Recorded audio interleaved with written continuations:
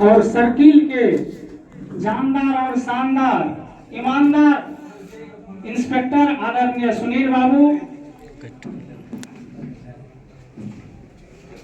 करीब करीब चेहरा से सभी लोगों को जानता हूं। सबका नाम अगर लेने लगूं तो शायद बहुत वक्त बर्बाद हो जाएगा। ढेर सारे वक्ता हैं। दोनों प्रखंड के सभी सम्मानित कर्मठ पदाधिकारीगण, अधीनस्थ कर्मी, इस अनुमंडल क्षेत्र के विभिन्न राजनीतिक दल के सभी पार्टी के सम्मानित नेता, कार्यकर्ता, त्रिस्तरीय पंचायती राज के सम्मानित जनप्रतिनिधियों, जन वितरण प्रणाली के सभी सम्मानित दुकानदार साथी, रिटन और इलेक्ट्रॉनिक मीडिया के प्रिय हमारे प्रतिनिधिगण, इस भावुक पल में हम अपनी ओर से आप तमाम लोगों को का स्वागत करता हूं। बहुत ज्यादा वक्त नहीं लूंगा। कहते हैं पुरुष के पौरुष से पत्थर पर जब प्रकृति के फूल खिलते हैं तो छेनी और हथौड़ी से भी उसे मिटाया नहीं जा सकता है। ऐसा साहित्यकारों और विद्वानों का मानना है। आदरणीय शंभू सर के लिए क्या कहना, न उतना वक्त है और शायद मैं उतना विद्वान भी नहीं कि आदरणीय जट हसन साहब ने एक कुशल प्रशासनिक व्यवस्था और सामाजिक सोच की स्थापना त्रिवेणीगंज अनुमंडल के धरती पर किया। उसको आदरणीय शंभूनाथ जी कहां आज पहुंचाए हैं, एक वर्णन तभी से आप सभी वक्ताओं के मुंह से सुन रहे हैं। इसमें कोई संदेह नहीं कि एक चुंबकीय गुण एक साथ सरकार के कल्याणकारी योजनाओं को जन जन तक पहुंचाना, अपने मैथिली मधुर भाषा से आम लोगों तक पहुंचना। 50 पंचायत का यह अनुमंडल है। 50 पंचायत में पर्सनल अपना कुछ लोग को बना करके रखना और 24 घंटों किसी न किसी पंचायत के आम युवाओं से क्षेत्र के बारे में जानकारी जुटा करके उस पे अलर्ट रहना और आए हुए लोगों से अनुमंडल कार्यालय से लेकर के अपने आवास तक में बुला करके मिलना, उनको चाय पिलाना, पानी पिलाना, उनके निजी जीवन के बारे में बात करना, ये तमाम चीजें अनुकरणीय है।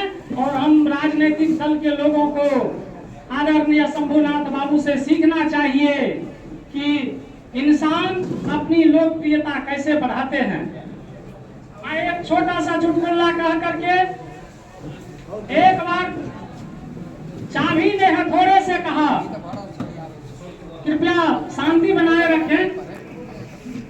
एक बार चाबी ने हथौड़े से कहा कि तेरे पास ताकत बहुत कम है, तू बहुत पतली हो, मेरे पास इतना वजन है, मैं बहुत ज्यादा मोटा हूँ, ताकतवर हूँ, लेकिन मैं ताले को बहुत आसानी से नहीं खोल सकता और तुम बहुत ही सरल तरीके से ताले को खोल देते हो, इसका राज मुझे बताओ। तो चाबी ने कहा कि तुम हर जगह बल का प्रयोग करते हो, तेरे अंदर घमंड है अपने ताकत का, अपने ज्यादा लोहा होने का, और मैं विवेक से काम लेता हूँ। मैं ताले के भीतर जाता हूँ, उनके हृदय को टच करता हूँ, उससे अनुनय विनय करता हूँ और ताले आसानी से खुल जाया करती है। कहने का मतलब है कि आदरणीय शंभूनाथ सर का भी यह पहला अनुमंडल था त्रिवेणीगंज।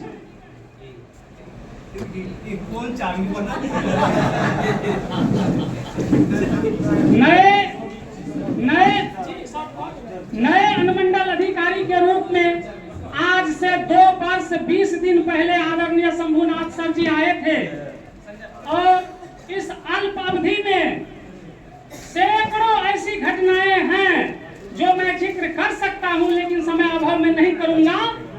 खास करके मैं तशरीफ चाहूंगा नए अनुमंडल अधिकारी महोदय का कि ये मंत्र आदरणीय शंभू सर से सभी पदाधिकारियों को, अधीनस्थ कर्मचारियों को और खास करके राजनीतिक दल के तमाम साथियों को सीखने की आवश्यकता है कि समय के हिसाब से अगर एक आदमी को एक नाटक में ट्रिपल रोल दे दिया जाता है तो सभी रोल को बखूबी निभा देते हैं और पुनः अपने ओरिजिनल रूप में आ जाते हैं।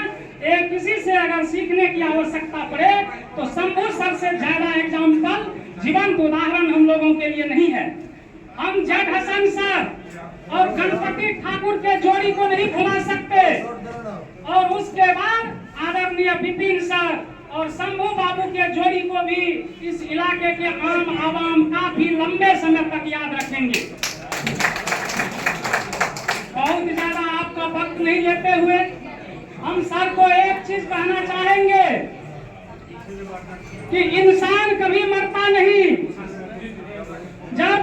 जब मर करके इंसान मरता नहीं है तो आपका तो सिर्फ स्थानांतरण हो रहा है, कार्य क्षेत्र बदल रहा है।